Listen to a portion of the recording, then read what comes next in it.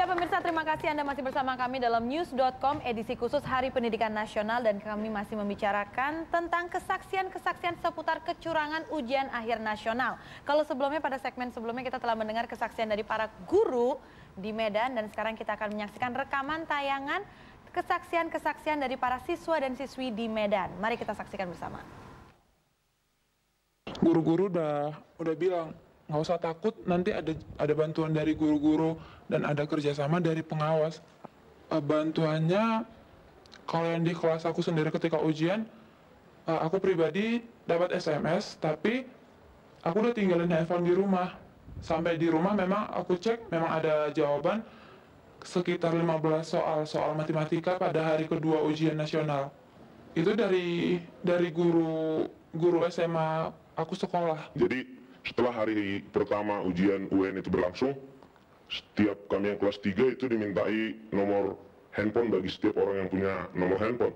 Jadi pada hari yang kedua dan ketiga itu kami diberikan jawaban melalui SMS.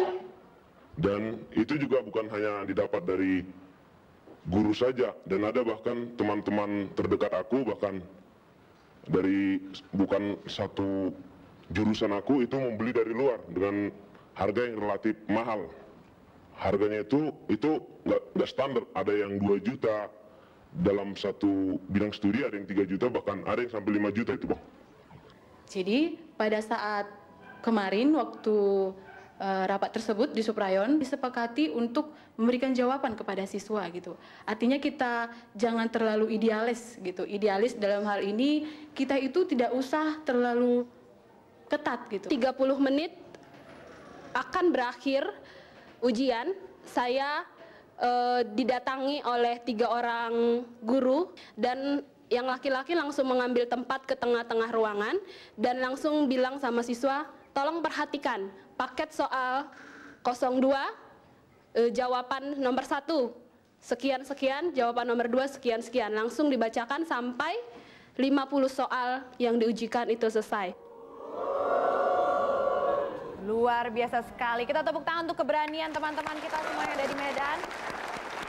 Baik, pada kesempatan ini saya langsung ingin bertanya dengan Bapak Teguh Juwarno selaku staf khusus dari Mendiknas Republik Indonesia. Bagaimana tanggapan Bapak mengenai hal ini? Pemerintah menyadari ya, ujian nasional juga menimbulkan terjadinya kecurangan-kecurangan. Tetapi kita juga berusaha secara serius bagaimana ujian nasional kredibilitasnya bisa kita jaga. Maka apa yang tadi disampaikan oleh Pak Daud, kami dari Departemen Pendidikan Nasional langsung menurunkan tim Inspektorat Jenderal. Itu memang tim penyidik Pak Effendi yang ada di Departemen Pendidikan Nasional, turun di semua daerah yang diberikan atau katakanlah yang ada indikasi terjadi kecurangan. Nah, sedangkan ada di beberapa daerah lain seperti ya saya bisa sebutkan misalkan di Garut, kemudian Purwakarta, beberapa tempat yang lain yang secara umum tim inspektorat kita sudah turun, dan insya Allah dalam waktu tidak lama lagi akan segera bisa dikomunikasikan. Terima kasih Pak Teguh.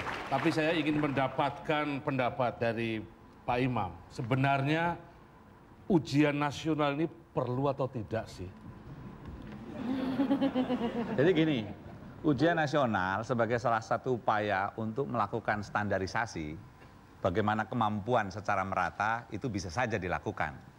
Tetapi ibarat orang main basket, ya kita boleh bertanding tinggi, ringnya itu sama, dan kemudian semua orang bertanding dengan menggunakan ukuran lapangan dan tinggi ring yang sama.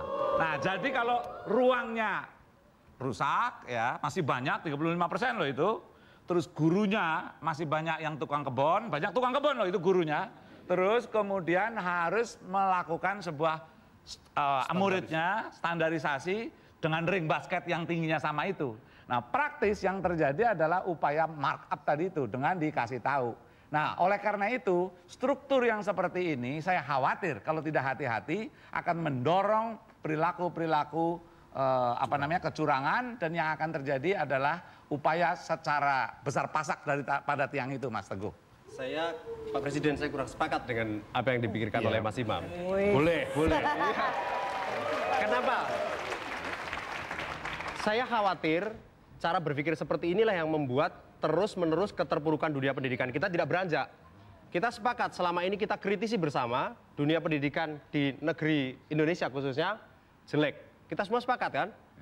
Kita semua kecewa, dunia pendidikan kita terpuruk. Sekarang kita melangkah.